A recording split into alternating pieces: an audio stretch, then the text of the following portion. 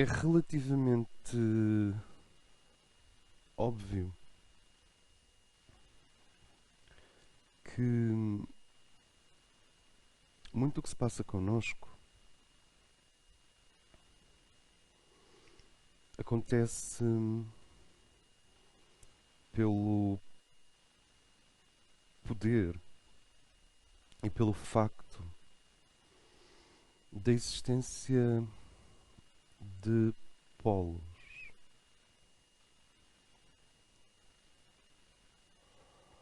E nós estamos habituados a conceber polaridade em níveis mais ligados à nossa experiência concreta. Polaridades elétricas, a polaridade de dia e noite, a polaridade masculino-feminino, as polaridades quente e frio e assim sucessivamente.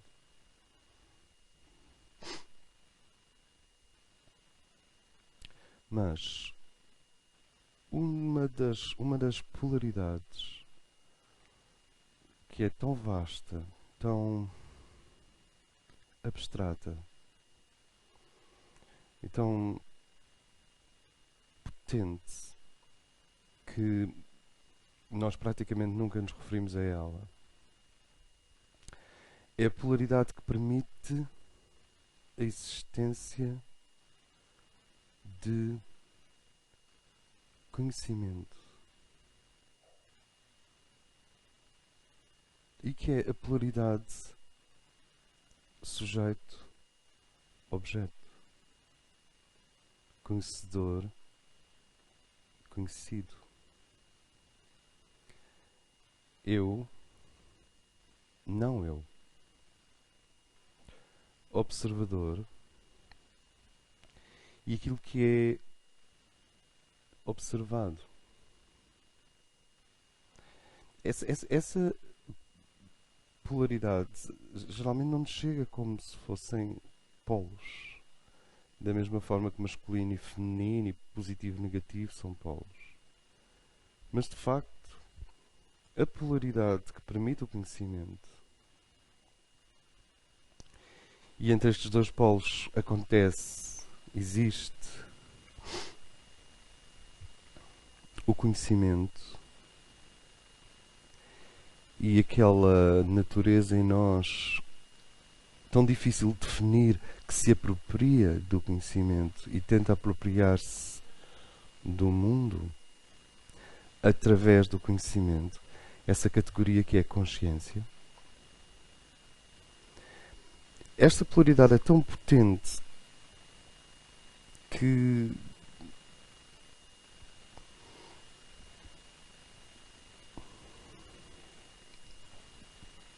para muitas pessoas o conhecimento é o centro da sua vida.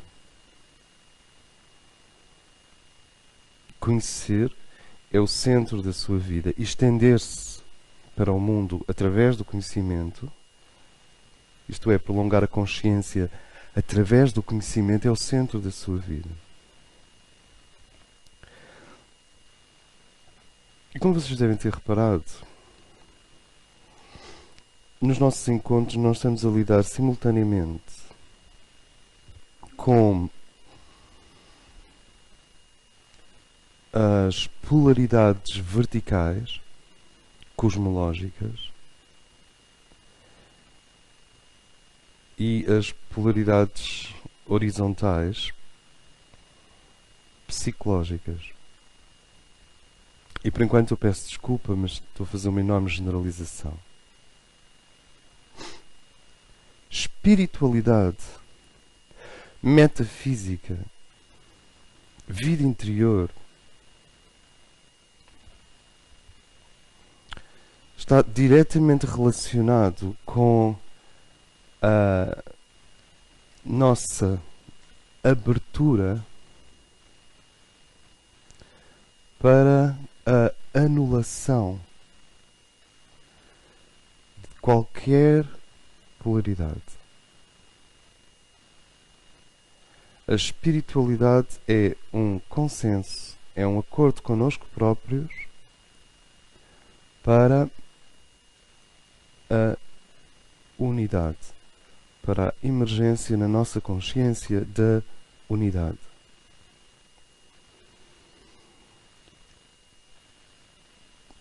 Espiritualidade e metafísica lidam com a unidade e os seus sintomas, a sua transpiração, a sua radiação, a sua presença. Enquanto que os conhecimentos e as psicologias, não sei se esta expressão fará muito sentido, mas os conhecimentos e as psicologias lidam com a relação do homem e da consciência consigo mesmo, com a unidade e com o mundo. Notem este triângulo: consigo mesmo, com os outros, com o mundo e com o divino, com a unidade. Isto significa que nós temos esta área da vida que lida com a dualidade e que lida com as polaridades. E sem polaridade, esta área da vida não acontece. Ela chama-se conhecimento. Não há conhecimento sem polaridade.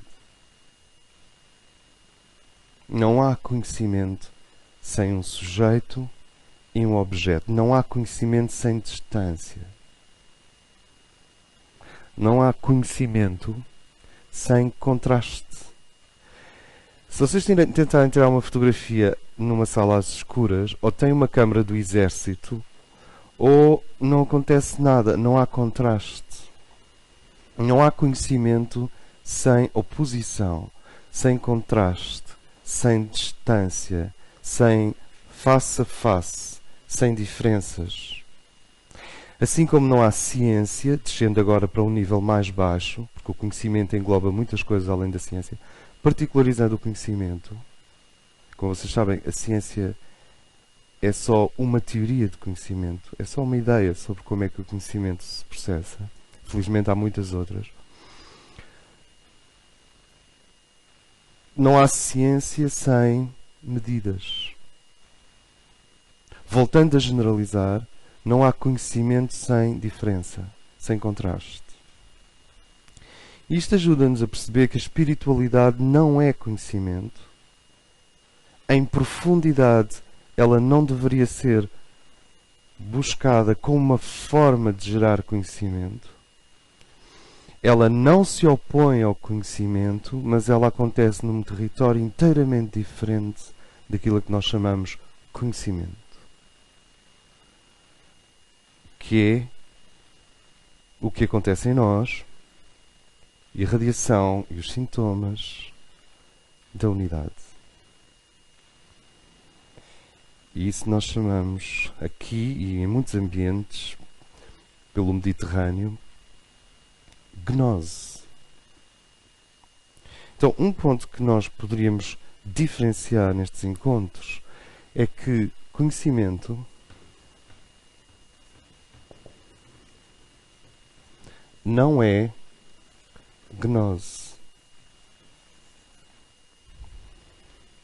A menos que nós passemos a utilizar o termo conhecimento para o que acontece dentro do dentro do uno.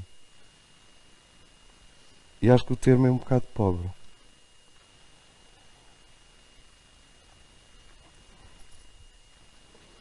E o que é interessante no conhecimento é que o conhecimento aproxima-se em espiral sempre do divino. O conhecimento não pode evitar o divino porque, em última análise, falando como um bom muçulmano, não há nada mais senão Allah. Então o conhecimento não pode evitar o divino. É sempre sofre sempre uma curvatura exercida pelo poder de atração do divino. E é por isso que os conhecimentos estão mais ou menos destinados a convergir. Bioquímica com estética, poesia com matemática, aerodinâmica com metafísica. Não há como não convergirem. No futuro profundo, não há diferença entre um avião, uma oração e um poema. Aliás, chama-se Merkaba. Não há diferença entre oração, transporte cósmico e poesia. Merkaba. Ou seja, as várias teorias de conhecimento e os vários aparelhos de conhecer que nós usamos, objetivos, subjetivos, interiores, exteriores, consciente esquerdo, consciente direito, todas estas formas de gerar conhecimento e que vivem da distância entre o eu e o objeto de conhecimento, entre o eu e o mundo. À medida que nós nos aproximamos de uma síntese do tempo, ou seja, para que é que serve o tempo, do espaço, o que é o espaço, da matéria, o que é a concreção da força cósmica, e da energia, o que são os vários modos do divino se projetar no tempo e no espaço, energia. À medida que isto, tempo, espaço, matéria e energia, sofre por qualquer civilização, vive dentro desta caixa. Todas as civilizações são uma ideia acerca do tempo, do espaço, da matéria e da energia. À medida que nós atravessamos os primeiros módulos, as primeiras caixas onde criamos conhecimento, as caixas a seguir são sempre caixas. As caixas a seguir e as outras contêm convergências violentas, sínteses poderosas das várias áreas de conhecimento. Todo o conhecimento converge, se for verdadeiro.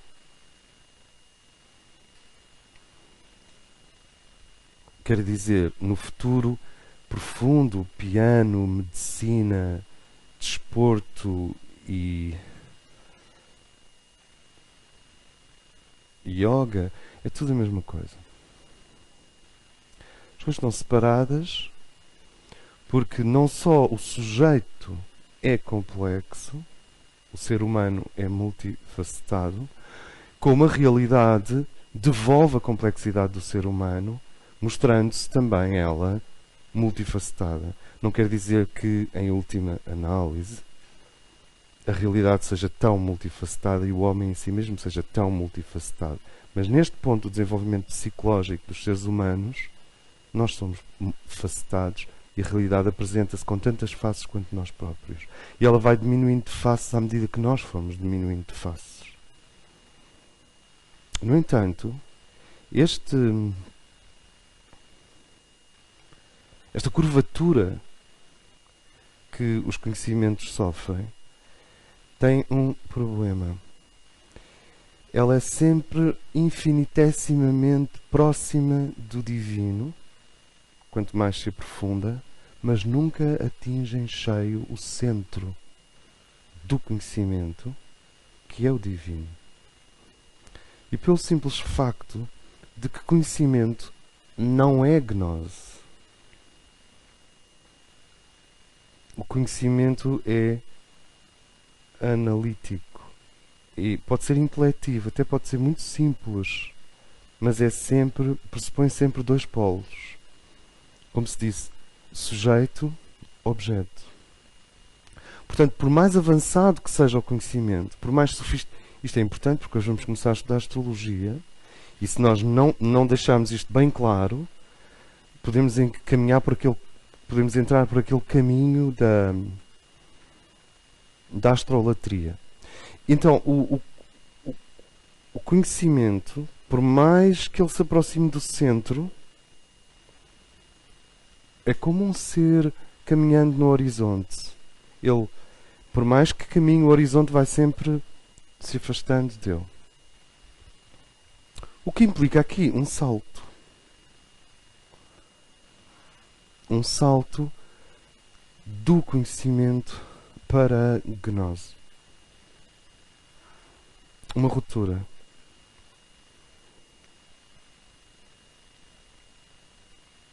Uma revolução interior.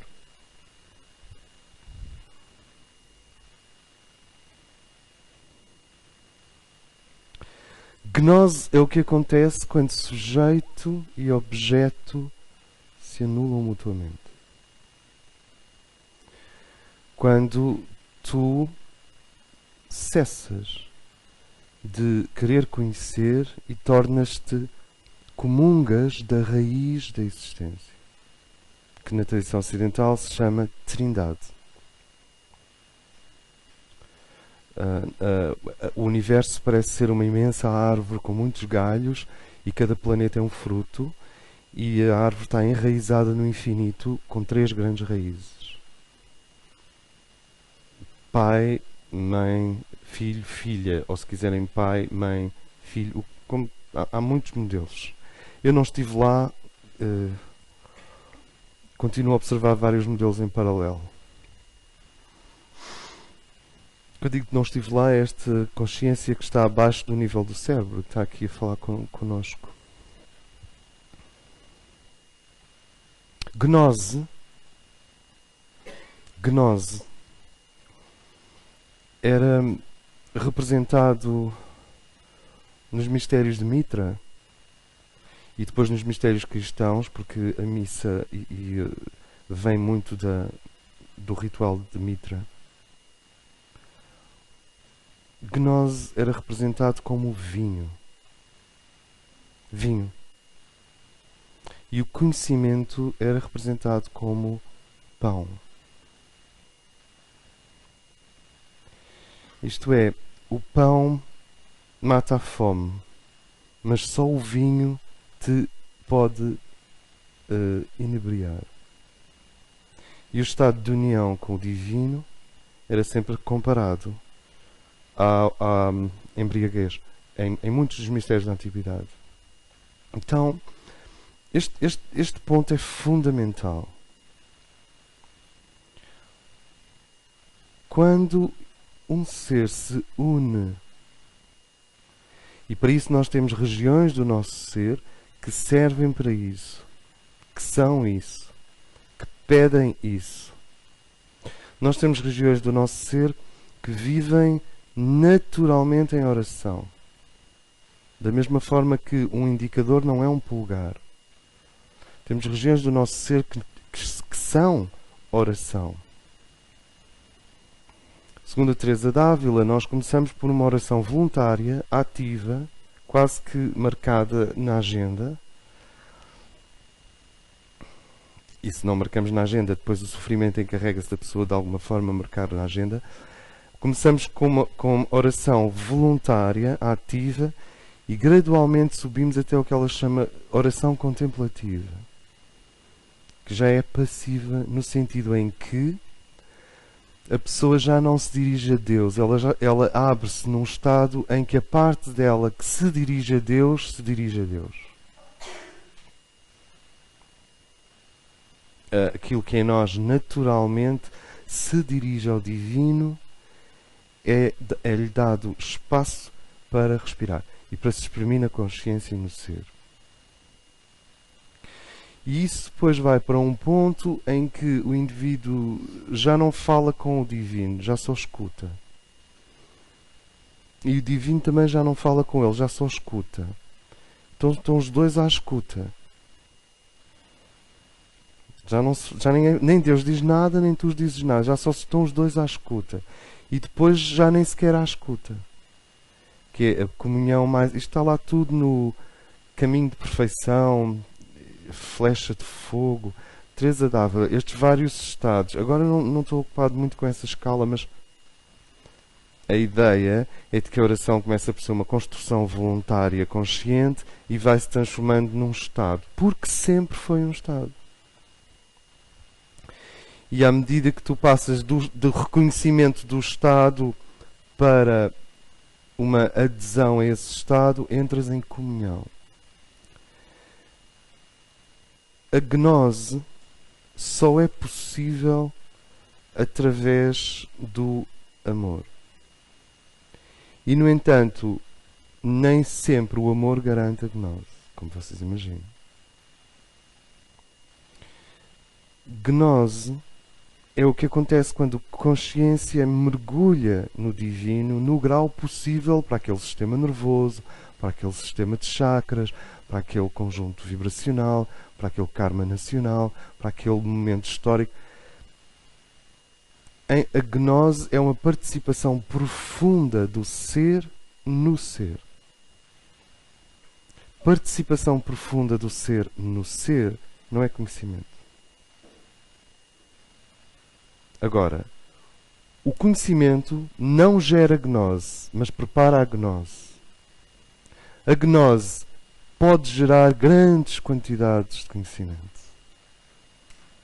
Não sei se me faço entender. Então eu vou pôr aqui este a tracejado e este a contínuo. O conhecimento, numerologia, gemátria, geometria sagrada, medicina, fisiologia, anatomia, química, política, história, poesia, que é uma forma de conhecimento como outra qualquer, tecnologias, psicologia, astrologia, tarot, arquitetura, física, fisicoquímica, bioquímica, o conhecimento, todo junto, nunca te pode levar à gnose. Ele prepara-te, mas não te leva lá. Mas um ser gnóstico, um ser em estado gnóstico, como nós vamos ver, tem muita facilidade em gerar conhecimento. Porque o conhecimento é de baixo para cima e a gnose é de cima para baixo. No conhecimento estás a fazer aquilo que se chama biblicamente a Torre de Babel. Boa sorte. A gnose é quando as regiões divinas do teu ser pousam sobre as regiões emergentes do teu ser, evolutivas do teu ser. É uma comunhão.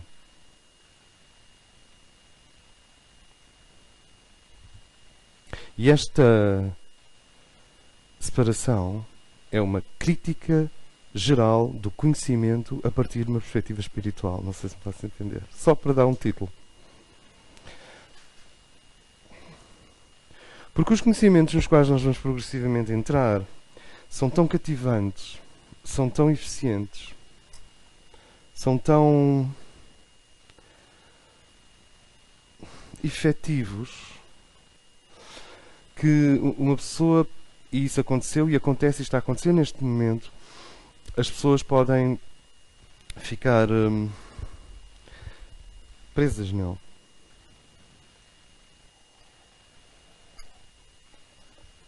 Podem tornar-se um subproduto do conhecimento, em vez do conhecimento ser um subproduto da sua consciência profunda. Ou seja, um dos problemas da mente contemporânea ter sido colonizada pela ciência é que quando a ciência diz que um avião voa, ele voa. E quando a ciência diz que um avião voa várias vezes nas mesmas condições, desde que tenha as mesmas condições técnicas, ele repete-se. E com a poesia já não podes garantir a mesma coisa. Pode funcionar ou não. Mas a ciência, quando garante aqueles elementos, as coisas acontecem. E as pessoas ficaram fascinadas com isso, com o facto de poderem prever o que vem a seguir através da ciência. E eu não estou a falar de meteorologia nem de estatística, estou a falar de aeronáutica. O avião vai mesmo voar, não há como não voar. E com a astrologia é a mesma coisa. E assim como a ciência criou um subproduto, que é o tecnicismo e a mentalidade tecnoide e a mentalidade tecnocrata, as astrologias, as psicologias sagradas, o tarot, os grandes sistemas de observação psicológica do ser humano, são eficientes e geram subprodutos. Um dos subprodutos é a histologite, que é uma inflamação passageira e que passa rapidamente. Mas depois existem outros subprodutos mais difíceis.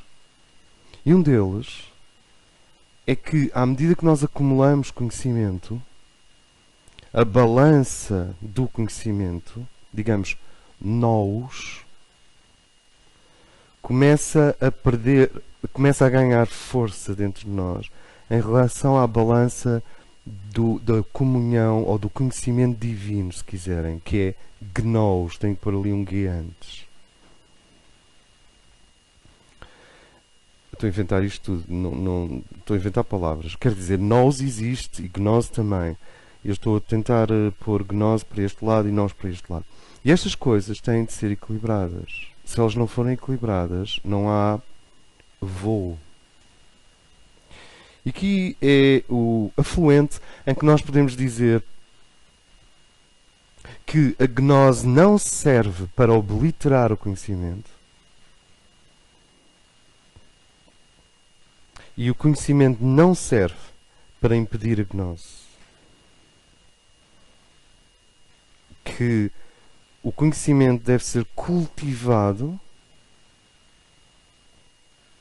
para fortalecer o vaso psicológico onde a gnose vai acontecer. Então, nós podemos dizer que gnose é o vinho e conhecimento é o cálice.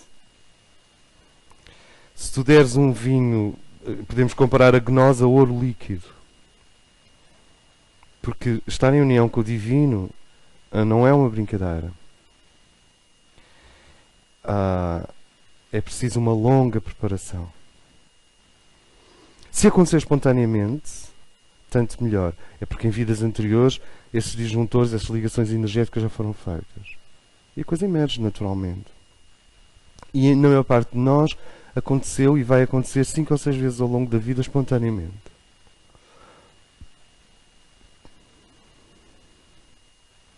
Sobretudo se a pessoa não se puser a pensar muito no assunto.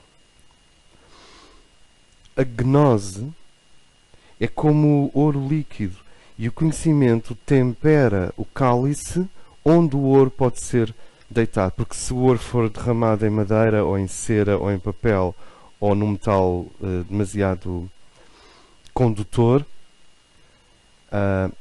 existe aquilo que se chama, isto é muito importante, deficiência de contenção. O grande problema espiritual e psicológico, em conjunto, é o problema entre contentor e contido. Está o contentor ao nível daquilo que quer conter? Deficiência de contenção é um cálice que não está ao nível daquilo que ele quer conter. Ou está ao nível num aspecto e não noutro. Pode ter a forma certa e o material errado. Pode ter a forma errada e o material certo. É o problema do grau. E é muito interessante porque nós evoluímos muito através do conhecimento, mas o conhecimento pelo coração transforma-se em sabedoria. O coração transmuta o conhecimento em sabedoria. Por exemplo, nós podemos partilhar aqui conhecimento, mas nós não podemos transmitir sabedoria, não desta maneira. Porque a sabedoria acontece quando o conhecimento e o coração se cruzam. E a sabedoria é o vaso, é como que o barco, a sabedoria é o barco que te leva ao nível da gnose propriamente. Conhecimento, sabedoria, gnose. Eu vou repetir. Conhecimento, sujeito-objeto. Sabedoria é aquele sorriso da Gioconda e dos Budas e da Akakor e das estátuas egípcias, que é quando toda a gente começa a desconfiar sujeito-objeto. Não há sujeito nem há objeto. Esse é o sorriso dos sábios e das sábias, dos anciões e das anciãs. É quando, ainda que eles não estejam mergulhados no uno, já sentem sua proximidade. A sabedoria transmuta o conhecimento. ou melhor, o coração transmuta o conhecimento em sabedoria. Porque se o sujeito-objeto faz dois, e a mente serve para isso, nunca pedirá à mente para fazer o contrário, exceto, bom, já falamos nisso. Se o sujeito-objeto faz dois, o coração faz um. Ora, eu não tenho que decapitar a mente para expandir o coração, e não tenho que obliterar o coração para expandir a mente. Eles são muito mais amigos e companheiros e amantes, isto é, o nosso entendimento dual e a nossa participação unitária, de comunhão com o divino. São muito mais irmãos gêmeos do que nós pensamos. Eles não estão em conflito.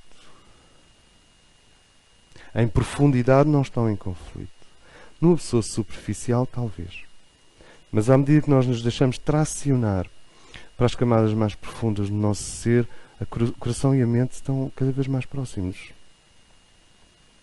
Só que o conhecimento, por mais sofisticado que ele seja, é uma espiral infinitesimamente pequena ou grande, depende de infinitamente grande, infinitesimamente pequena, na direção do grande G de Deus, desse centro gnóstico. Eu não conheço nenhum conhecimento que faça o salto sendo conhecimento. Até na Cabala há ali uma esfera que é tracejada, Da'at, que significa exatamente esse salto. Tens as 10 esferas e depois tens aquela ali, a 11ª, que representa o salto para além do conhecimento.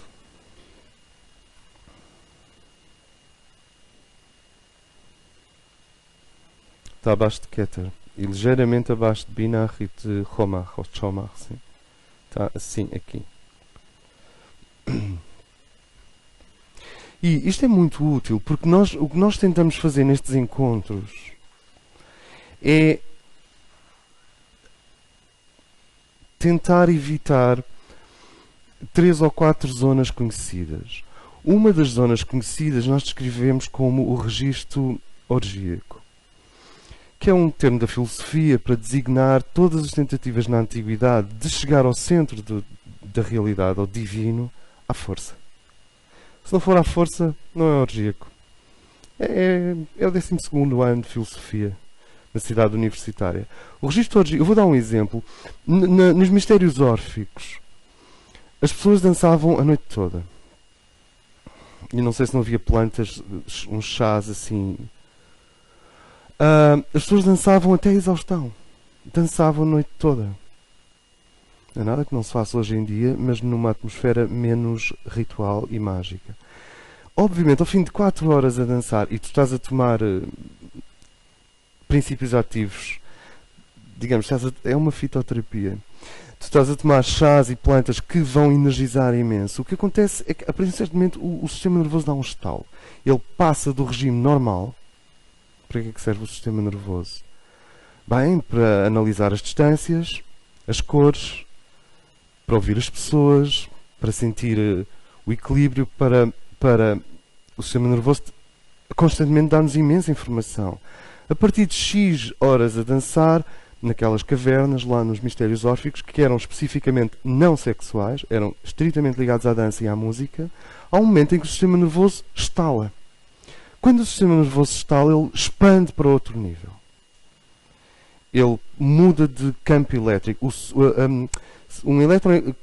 O eletroencefalograma de uma pessoa nesse estado é um eletroencefalograma muito alterado. Beta mistura-se com alfa. Delta mistura-se com alfa e com beta. E o sistema nervoso deixa de ser um mediador para com a realidade exterior e passa a ser um link, um fusível, para com as energias da mónada, porque a mónada não te pode abandonar, ela está lá. E como uma bela donzela, não pode fazer de conta que é um javali. É mesmo uma donzela. Quer dizer, ela é o que é. E se tu rompes isso, através de um esforço sobre o sistema nervoso, contactas, de facto, a mónada e o divino durante umas horas. Eu penso que O Boom Festival é uma espécie de recapitulação dos mistérios órficos na Zambujeira do Mar. E existem muitos outros sítios onde as pessoas estão a tentar romper as barreiras. E nós temos chamado isso o registro ou a via orgíaca, porque é uma via que força os sistemas. E Jesus falou dela muito claramente quando se referiu a que, no passado, havia aqueles que tentavam tomar o céu de assalto. E nesse sentido, o ascetismo profundo é uma via orgíaca. O ascetismo profundo é uma forma de orgia. Porquê? Porque tu estás a ir contra o corpo. Não sei se me faço entender. Então tu estás a dizer, não vais comer isto, não vais ter este conforto, não vais ter aquele cobertor, não vais ter aquela experiência, nem aquela, nem aquela, nem aquela. E não te vai ser, e não é só o corpo, há a psique e há as emoções. E como todos os registros orgíacos, gera um estado alterado de consciência. É ótimo. É uma via, olha, é mais uma via. Há pessoas que são mais pela via de forçar o corpo e há pessoas que são mais pela via de negar o corpo. Sempre que mete demasiada preocupação com o corpo, começa a tornar-se orgíaco. Não sei se me faço entender. Seja para o afirmar em excesso, seja para o negar em excesso. E existem muitas outras vias. Os gladiadores tinham algo de exaltação. Os guerreiros tinham algo de exaltação. Isto tudo é arcaico, não é? Bastante arcaico. De exaltação divina nos combates.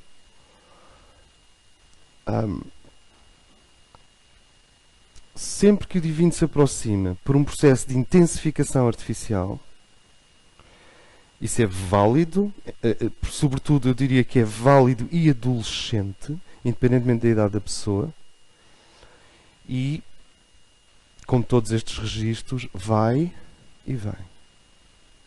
O problema dos registros orgíacos ou da via orgíaca é que ela destrói em grande parte as ligações mais sensíveis e aquelas linhas mais sensíveis, os meridianos e os chakras, o equilíbrio chácrico dos meridianos é altamente perturbado.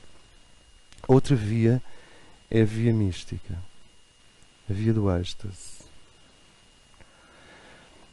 em que o indivíduo se esquece de si e também por uma intensificação, mas já não corporal, nem histérica, se bem que há muito misticismo histérico. O ser vai se esquecendo de si e vai se identificando com o divino de uma forma tão radical que em certas descrições dos êxtases das santas católicas dizia-se que o brilho de Deus resplandecia na sua face. A pessoa recua e Deus avança. E no registro místico, na via mística, acontecem resultados. Digamos que a via orgíaca é masculina e a via mística é feminina. O que caracteriza a via mística é que o indivíduo sabe que ele é um nada perante o divino. É o total esquecimento de si. E no misticismo existe muito de embriaguez também. Ou seja, há um processo de ir para além da mente, ir para além do racional, ir para além da consciência, ir para além das capacidades organizativas do consciente, por repetição. Mantra na tradição oriental. Hierônimos, que é um nome sagrado, hierônimo, portanto, orações e mantras do Ocidente. No Ocidente, a repetição de hierônimos, ou de nomes sagrados. Quanto menos ligado ao cotidiano fosse a língua, mais efetivo era o seu poder, porque não estava a ser gasto no comércio. Daí a utilização do latim e do grego, que não são línguas sagradas, mas são línguas litúrgicas. Litúrgico significa não estar ligado ao cotidiano, portanto, retém parte do seu poder mágico. E a via mística é imensa. É imensa. E depois existe a via ritual convencional, que são as religiões ali ao domingo, batendo todos os domingos no mesmo ponto. E nós estamos a tentar seguir uma via que não é nem orgíaca, nem mística, nem ritual. Que é aquilo que se tem chamado a via iniciática. A via iniciática integra aspectos de tudo, mas o que ela tem é que ela avança e não recua mais. Ela produz uma mutação irreversível na consciência. Porque ela vai anulando a distância entre o sagrado e o cotidiano. Entre o sagrado e o profano. Vocês vão reparar que as outras vias vivem, tirando, digamos, a doutrina social da Igreja, vivem intensamente da separação entre o sagrado e o profano. Se não houver essa separação, qual é o sentido do registro orgíaco? Qual é o sentido da via mística radical? Não sei se me faço entender.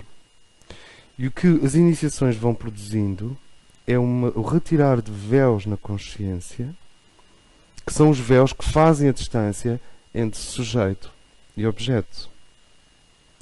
E nós estamos a dizer isto tudo, falamos destas vias agora rapidamente, porque na via iniciática nós desenvolvemos estes dois aspectos ao mesmo tempo. Ou seja, tu desenvolves um conhecimento profundo, detalhado da psique humana. E ao mesmo tempo sabes que isso não é espiritualidade. Tu desenvolves um conhecimento profundo dos arquétipos e sabes que isso não é espiritualidade. Tu desenvolves um conhecimento profundo da sequência dos vários estados de consciência que estão representados naqueles 21 signos que são o tarô. E, no entanto, sabes que isso não é espiritualidade. A espiritualidade é o que acontece quando eu e o divino nos encontramos. E muitas vezes a busca do conhecimento anula a capacidade de comunhão de um ser. Agora vem a melhor parte. Muitas vezes a capacidade de comunhão de um ser estupidifica-o. É desconcertante como indivíduos que têm misticamente um certo grau de união com o divino dizem coisas incrivelmente banais e disfuncionais em relação às grandes perplexidades do nosso tempo ou às grandes crises do nosso tempo. É possível uma pessoa ter proximidade com o divino e ser um grande preguiçoso intelectualmente. É claro que ele até pode comungar. Ele comungar no sentido de unir-se a... Reparem como a metáfora cristã é altamente assimilativa, tem a ver com o aparelho digestivo. Quem comer deste pão viverá eternamente. Não me parece nada uma ideia. Quem beber deste sangue não mais terá sede. Sabem, as frases do nosso ritual do Ocidente são muito fortes. Não são nada meigas. O que é que isto quer dizer? Que a missa é uma comunhão. E o objetivo do indivíduo é comungar com o divino, de preferência sem missa. Comungar quer dizer entrar definitivamente nesse estado de união com o divino. O que acontece é que tu podes entrar em estados de gnose e não teres feito o trabalho a nível do conhecimento. Isto é, de seres psicologicamente disfuncional. Tu, para contigo próprio, ou para com os outros seres. E isto significa que provavelmente o novo homem precisa desenvolver todas estas coisas ao mesmo tempo.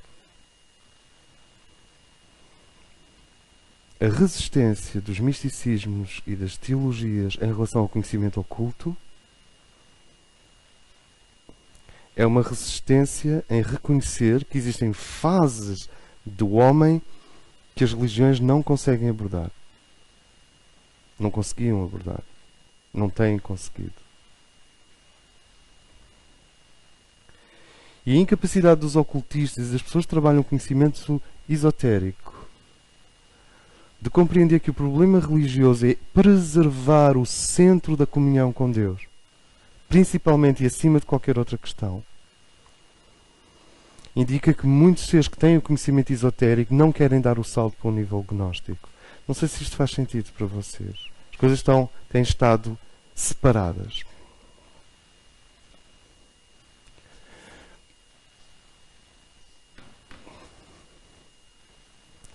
E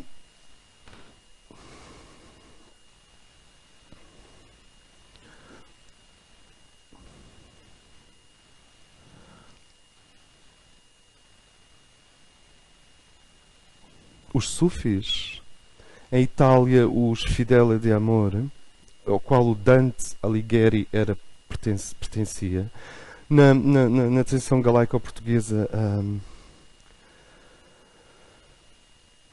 os trovadores, a escola trovadoresca e a Bhakti Yoga na Índia são exemplos de comunhão com o divino pelo coração. São escolas gnósticas, os sufis, os Fideli de Amor, os trovadores e a Bhakti Yoga, na medida em que o que é cultivado é um sentimento de união com Deus, um sentimento de comunhão com o divino.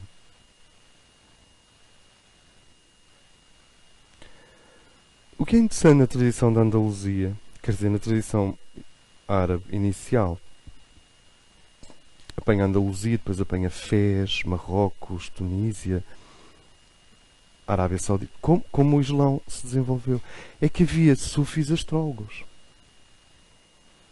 Isto é, ao mesmo tempo tinham uma análise cuidadosa e rigorosa do ser humano e cultivavam, como Rumi, o facto de que, como é que eu ia dizer isto? Quando estava fora do jardim, conseguia contemplar a lua. Quando entrei no jardim, a lua não estava lá mais. Ou seja, conseguiam cultivar o facto de que quando entras no jardim de Deus, deixa de lá estar a tua consciência. Fica só Deus. Essa absorção completa. Não sei se me faço entender aqui no poema de Rumi.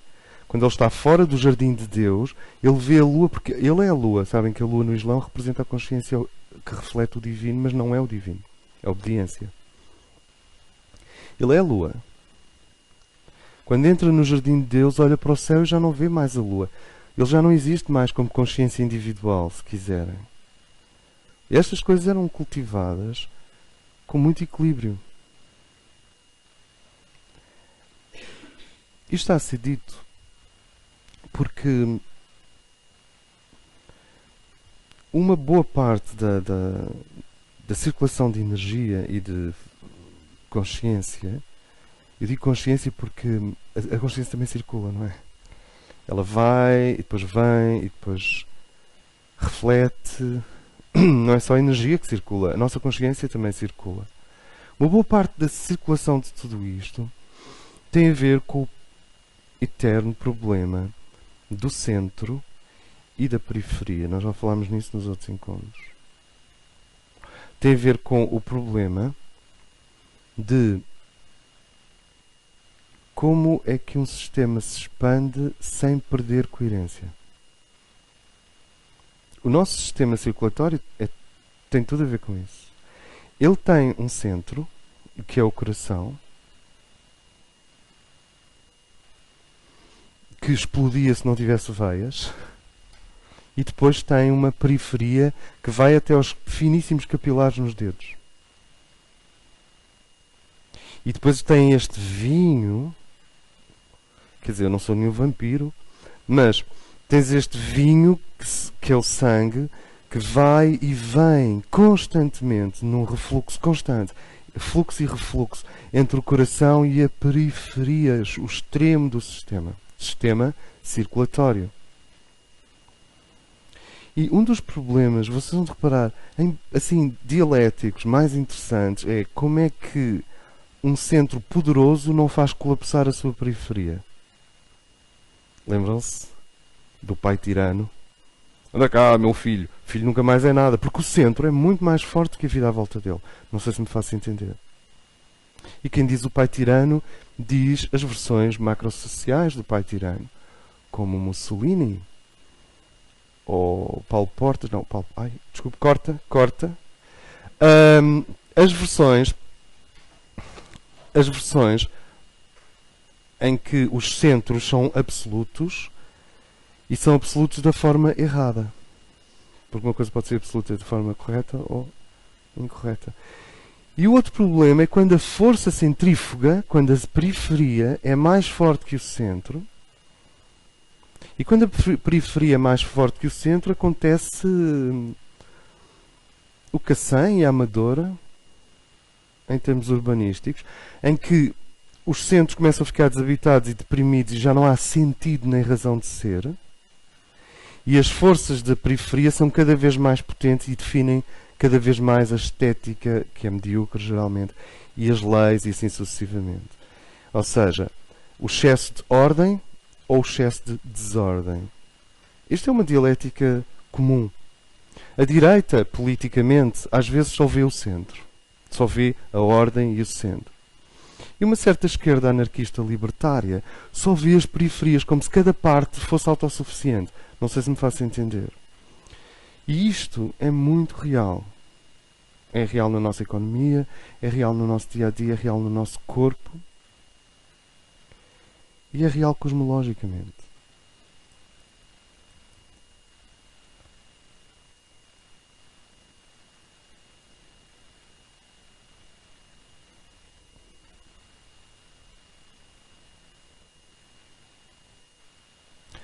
Lembram-se de termos falado de Yggdrasil, a árvore da vida da tradição nórdica, e de como os esquimós, quer dizer, a tradição nórdica e a tradição dos índios norte-americanos utiliza a árvore como símbolo do cosmos. E quase tudo o que funciona para o cosmos funciona para nós. É dito que Yggdrasil tem... Isto pretende ser uma elipse muito deitada. Yggdrasil tem vários discos ao longo do seu tronco principal. E que esses discos são mundos. E que no topo existe a consciência, neste caso de Odin. E claro, isto forma uma árvore de Natal, como nós vimos no outro encontro. Esta é a origem da árvore de Natal. Porque quando eles olharam para o pinheiro escandinavo, eles viram, olha, foi isto que eu vi no outro dia no meu sonho. Ou foi isto que eu intuí espiritualmente. Estes vários níveis são mundos. Os mundos dos Valar, de onde vêm os elfos. Eu não sei se os elfos vêm de lá. Na cabeça do Tolkien, os elfos vêm... Na cabeça da tradição finlandesa, os Valar vêm daqui. E há os Airim, que ainda são mais altos. Por exemplo, Gandalf é um Valar, disfarçado que anda... Não se percebe bem se é humano ou não. Mas a raiz dele, a origem dele, ele é um elfo. Isto são mundos acima do mundo humano e mundos abaixo do mundo humano. O mundo mineral, o mundo vegetal, o mundo animal, o mundo elementar, quer dizer, dos elementos, terra, água, ar e fogo. E o mundo do meio é o mundo dos humanos. Por isso, eu acho que no Senhor dos Anéis é muito interessante porque fala especificamente da Middle Earth, a terra do meio. Isto é, não está nem para baixo, nem para cima, mas ao meio. E aqui era acrescentado que a evolução da consciência tinha que passar sempre pela periferia e pelo centro. E que isso era feito em espiral.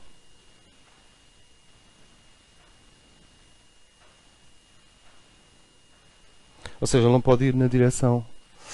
Isso era representado com luzinhas em espiral ao longo da árvore. A árvore natal é aquilo que se chama um mandala, um esquema cosmológico. Se nós olharmos para a árvore natal vista de cima, daqui a pouco chegamos ao zodíaco, como vocês imaginam. Se olharmos para a árvore natal vista de cima, o que vocês têm é uma estrela ao centro. Eu vou deitar a estrela para nós podermos ver. E depois temos um ramo, uma ramada, outra ramada maior, uma ramada maior, uma ramada maior. Vê as várias ramadas? E o tronco ao centro. Isto é um mandala. Se observarmos de cima. E depois tem uma espiral que vem da periferia e que faz assim. Sempre a mesma eterna questão. Como relacionar as forças centrífugas da criação com as forças centrípetas do Criador.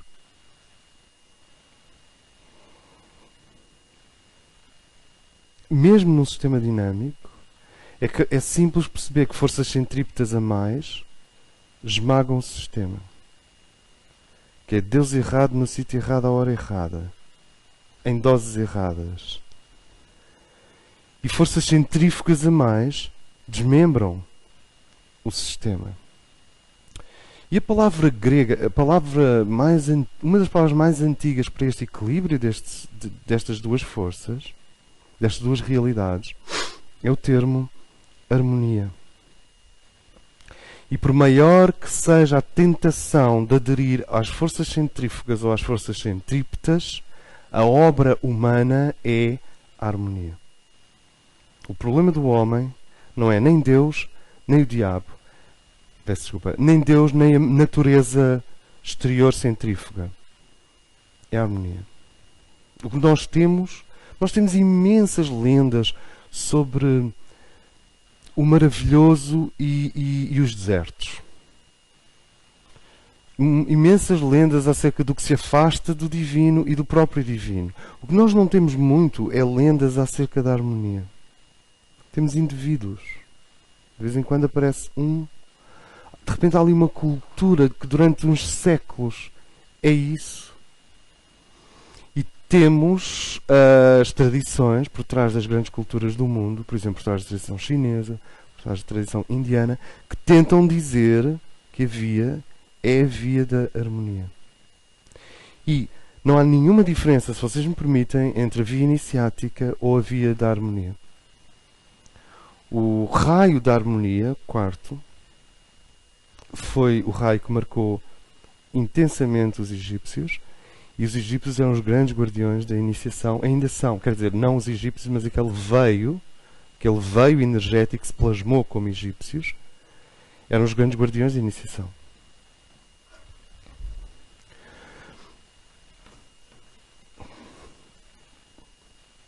Ok.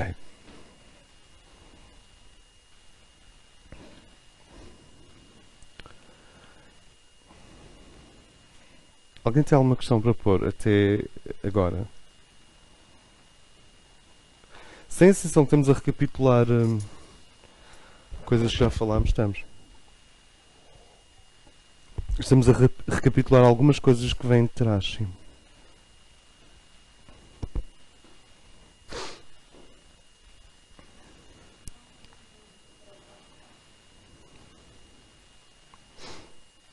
É o raio da harmonia através do conflito.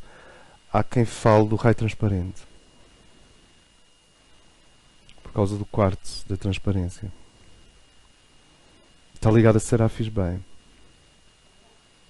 Ou raio branco, sim. Sim, branco transparente. Uhum.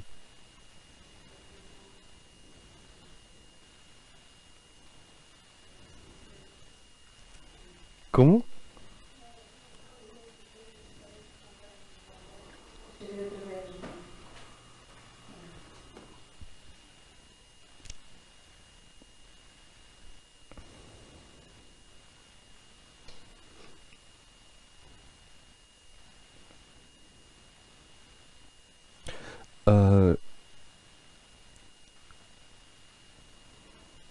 As duas vias, a gnose, que implica o indivíduo ser como uma criança, e o conhecimento, que implica o indivíduo ser como um adulto e como um ancião, quase, avançam em paralelo. A gnose leva-te ao fim dos tempos. Agora, já. E o conhecimento vai-nos levando gradualmente mais próximo desse fim dos tempos, entendendo fim do tempo, porque o tempo só serve enquanto as dimensões estão separadas. E o tempo é mais forte e a sensação de lentidão é mais forte quanto maior é a separação entre o divino e o humano. Não sei se faz sentido. Quando o humano e o divino estão próximos, o tempo começa a parar. Ou mudas de percepção de tempo.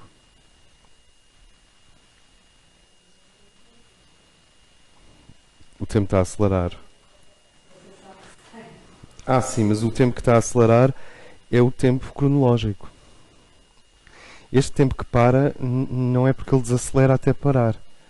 É o tempo vertical. O tempo cronológico é o tempo do dia-a-dia, não é? Que está cada vez mais rápido. Não, mas há um tempo vertical que é o tempo ritual, o tempo espiritual. É o agora.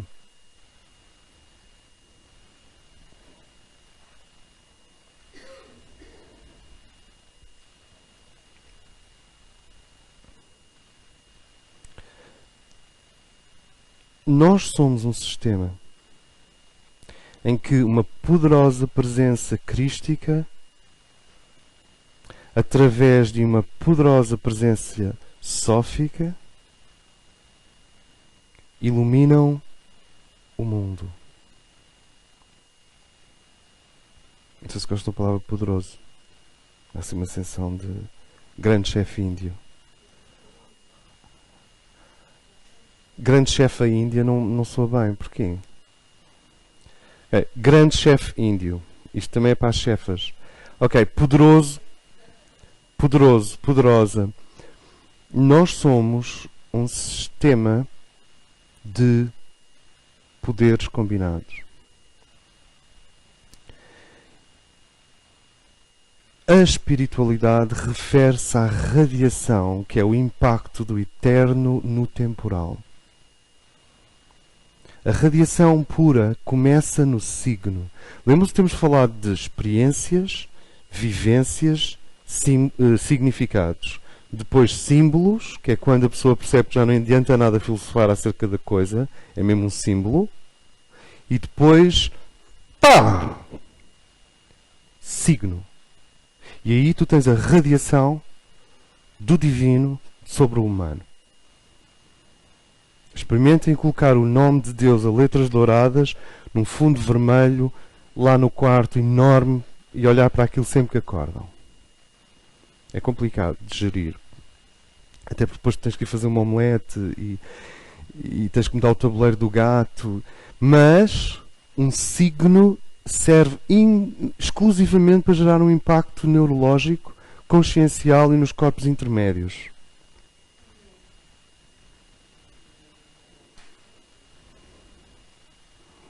Tem a ver com as cortes de Miguel.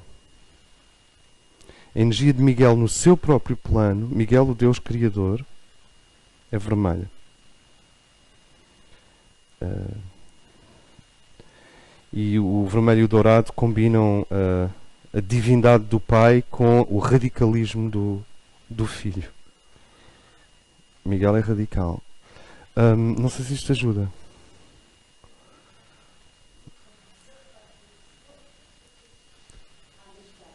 É assim, o impacto do vermelho e do dourado é uma combinação do dinamismo do vermelho com o esplendor do dourado, não é? Não há nada, olha, aí concordo. E então, o que é que acontece? O signo rompe o impasse entre a eternidade, a eternidade está aqui nesta sala. Ela não está a algures, ela está aqui nesta sala. Só que depois existe este truque cognitivo, que é o tempo, que também está nesta sala. Esta sala tem muitas coisas. Tem o tempo, tem a eternidade. Sabes, o espaço está saturado de ilusões. Uma das ilusões é a ilusão do tempo. Porque se tu tirares essa ilusão, está lá a eternidade. A eternidade é um tempo fixo. E o tempo é uma eternidade em rotação. Dito isto, que não é dizer quase nada, dito isto, nós somos um sistema, nós somos seres que são atravessados por aquilo a que se pode chamar o eixo crístico universal.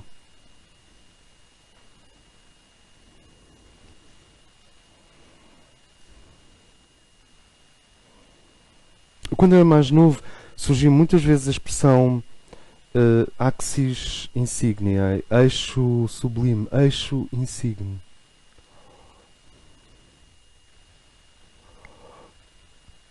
O que era um problema, porque eu gostava de jogar, eu queria tentar jogar à bola e queria funcionar de uma maneira normal e consegui em muitos aspectos, mas havia aquela noção, eixo insigne, axis apia insignia, era esta a expressão.